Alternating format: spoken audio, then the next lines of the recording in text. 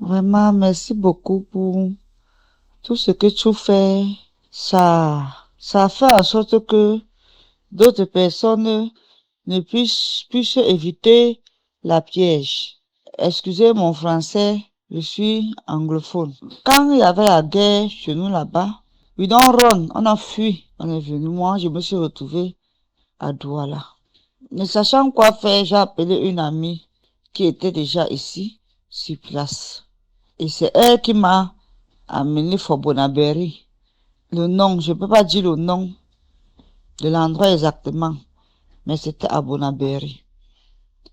Elle faisait la prostitution là-bas. Elle m'a positionné là-bas, for one couloir, dans un couloir là-bas. Maintenant, tu sais, la broderie, la something, c'est quand tu viens de faire ça, quand tu viens d'arriver dedans, le diable te donne beaucoup d'argent. Ça sucre ton cœur et ça te fait, tu cales dedans. Moi, c'est ce qui s'est passé avec moi. Au début, ça donnait. Parce que mon but était que quand j'aurai l'argent pour avoir ma propre maison, je vais ouvrir un petit business, un petit restaurant où je peux vendre mon tarot, ma sojo, mon kachi. Je vais laisser le monde là. Un jour, la soirée était dure. C'est comme ça maintenant. Je suis partie d'abord dormir. Je n'ai pas dormi autour de 22 heures. Même pas one person. Je me réveille vers minuit. Un gars vient vers moi. Il passait avec un sac d'eau. Il me dit, il veut dormir. Je lui dis 25 000. Il dit qu'il a 20 000. Je dis ok. Arrivé dans la chambre maintenant, le monsieur se déshabille. Je me déshabille aussi. Donc j'enlève ma culotte. Le monsieur, je vois le téléphone sonne. Il commence à parler en anglais. Il parle en anglais. Il raconte à d'autres personnes avec qui il parle. Il dit que il n'a pas trouvé la fille et qu'il ne sait pas comment ils vont faire. L'autre monsieur lui mettait peut-être la pression parce que je vois, il dit au monsieur que ouais, je sais pas comment je vais faire. Je suis parti même ailleurs, j'ai pas trouvé notre fournisseuse. Maintenant, je sais pas comment on va faire. C'est comme ça maintenant, après la conversation, je lui demande que vous parlez de quoi? Je lui demande ça en anglais, que vous parlez de quoi? Il me dit, tiens ma sœur, je vais t'aider. Je vais changer ta vie. Le monsieur me ouvre le gros sac au dos qui était sous son dos.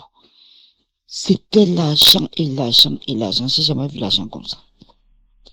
Le monsieur me dit que, il regarde ma poubelle, il me dit, tu as quand même travaillé aujourd'hui. Je veux que tu me vendes les préservatifs là. Un préservatif à 15 000.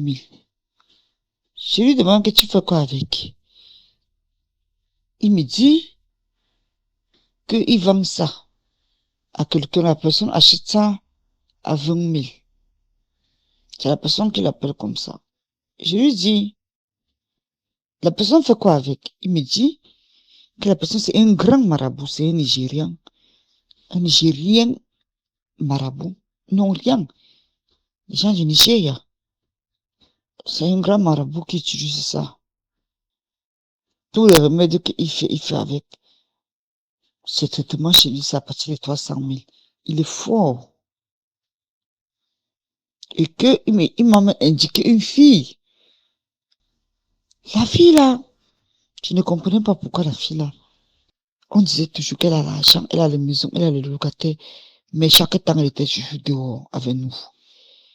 Malgré tous les biens qu'elle avait, elle était dehors. Donc, il dit que la fille a lui livré ça. Il dit que quand la fille la sort comme ça, c'est seulement pour venir chercher ça pour livrer. Il dit que comme tu es ma soeur, je vais t'aider. Quand tu livres ta part, attache le bout.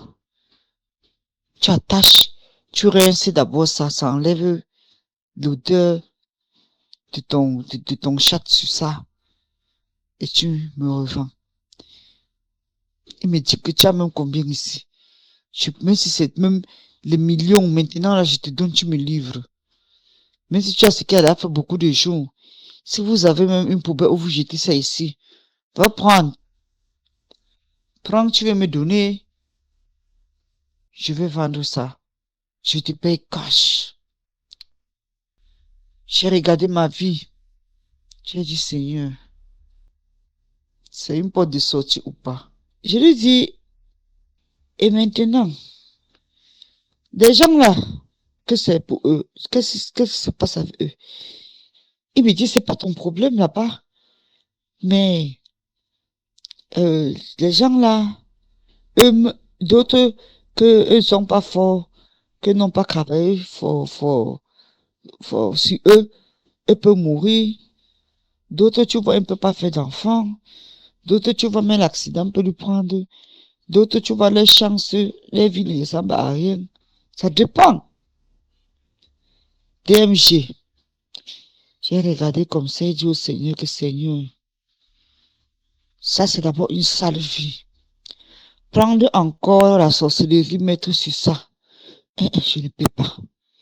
Je suis venu ici pour avoir un but. Chercher l'argent, ouvrir mon business et ma maison, avoir mon petit loyer. Quitter ici, je ne veux pas ce genre de choses. DMG, I don't open my door. Je lui ai dit que go, sors. Ou bien je vais crier ici. Il est sorti, il est parti. Le dehors est gâté, DMG. Mais voici, aujourd'hui, je suis porteuse du virus VIH. Je suis restée un jour. Un groupe de gars m'ont violé. Toujours les gars de Bonabel. Parce que quand je venais d'arriver là-bas, les bandits, eux voulaient que je dois sortir avec l'homme d'eux. J'ai refusé. Ils se sont entendus, eux tous, eux m'ont violé sans préservatif. DMG. Ils m'ont violé. Heureusement, ils m'ont pas violé derrière. Ils m'ont violé.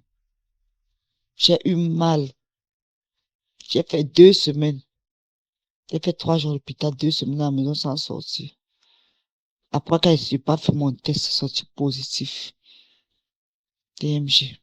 J'ai arrêté une fois. J'ai arrêté tout. Au petit agent que j'avais. J'ai pris mon maison. J'ai pas ouvert restaurant, l'argent n'était plus assez. Mais j'ai commencé à vendre la nourriture sur la tête. Je marchais avec. Où je partais prendre mes remèdes. J'ai croisé quelqu'un là-bas. Aujourd'hui, lui et moi, on est fiancés. Bientôt, on va se marier. Et je suis heureuse. Lui aussi, il a la même maladie que moi. Je suis heureuse. Très heureuse. Merci beaucoup pour l'histoire.